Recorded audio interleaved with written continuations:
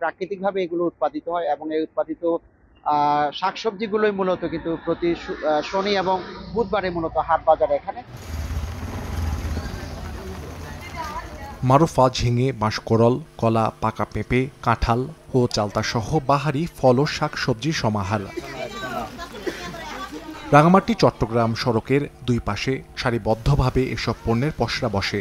বিভিন্ন যানবাহনে করে নিজেদের উৎপাদিত পণ্য নিয়ে হাজির হন পাহাড়ের অধিবাসীরা। বেলা 10টা পর্যন্ত চলে বেচাকেনা।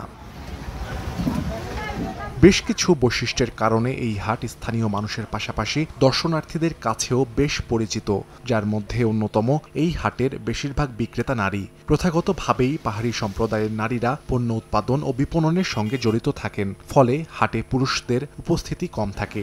এছাড়া পাহাড়ের যত সুস্বাদু খাবার সারা দেশে সুনাম অর্জন করেছে তার সবই পাওয়া যায় এখানে। তরতাজা, দামে সস্তা আর কীটনাশক মুক্ত হওয়ায় ক্রেতারা ভিড় করেন এই হাটে। ফলে ব্যবসাও ভালো হয় বলে দাবি বিক্রেতাদের। এখন জন্ম সনদ দিয়ে খোলো বিকাশ স্টুডেন্ট অ্যাকাউন্ট। নিজের বিকাশ নিজে কর। পাহাড়িরাই তাদের নিজস্ব উৎপাদিত পণ্যগুলো এ বাজারে নিয়ে আসে, তাই একটু সাশ্রয়ী এবং ফরমালি মুক্ত বলে আমরা এই বাজার থেকে আমরা পণ্যটা ক্রয় করি। 10 টাকা বন্দা কচু শাক, তিত করলা 80 টাকা, ধনিয়া পাতা 10 টাকা বন্দা। কেজিতে 20 টাকা 30 টাকা কম পাওয়া যায়। সরাসরি জমিয়াদের কাছ থেকে আমরা ক্রয় করার সুযোগ পাই। এখান থেকে পণ্য কিনে আমরা চট্টগ্রামে বেচে আমাদের কোন রকম সংসার চালাইতেছে। ঐতিহ্যবাহী এ বাজারকে আরো আকর্ষণীয় করার পরিকল্পনার কথা জানান স্থানীয় জনপ্রতিনিধি।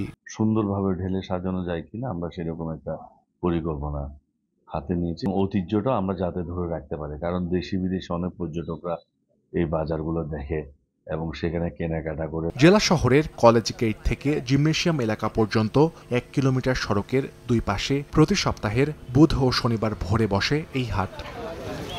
সময় সংবাদ, রাঙামাটি।